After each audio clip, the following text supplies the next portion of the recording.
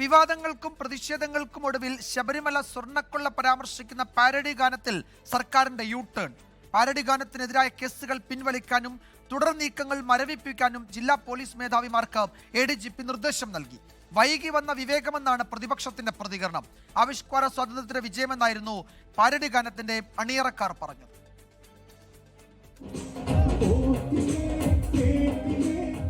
തദ്ദേശ തിരഞ്ഞെടുപ്പിലെ കനത്ത പരാജയത്തിന് പിന്നാലെയാണ് വൈറൽ പാരഡി ഗാനം വീണ്ടും ചർച്ചയായത്.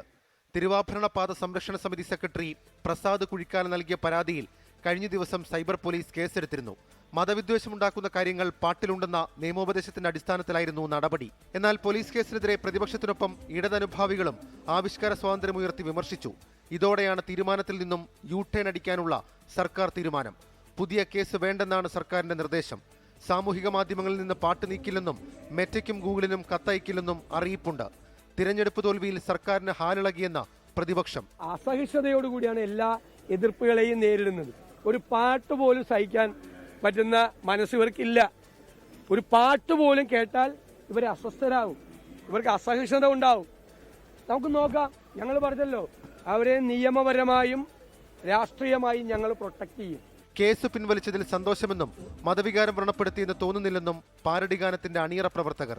എൻ്റെ നമ്പർ കൊടുത്ത് പോസ്റ്റ് ചെയ്ത ഈ പോസ്റ്റിന് താഴെ ഒരിക്കൽ പോലും കോളിൽ വിളിച്ചിട്ട് ഒരാൾ പോലും എൻ്റെ മതവികാരം വ്രണപ്പെട്ടു എന്നോ അല്ലെങ്കിൽ മതനിന്ദ നടത്തിയെന്നോ ഒരു സന്ദർഭത്തിലും ഒരു സാഹചര്യത്തിലും പറയാനിട വന്നിട്ടില്ല. നിയമസഭാ തെരഞ്ഞെടുപ്പ് പടിവാതിൽക്കൽ നിൽക്കെ വീണ്ടും പാരഡി വിവാദം ചർച്ചയാക്കി പ്രതിരോധത്തിലാകേണ്ടതില്ലെന്നാണ് LDF നിലപാട്.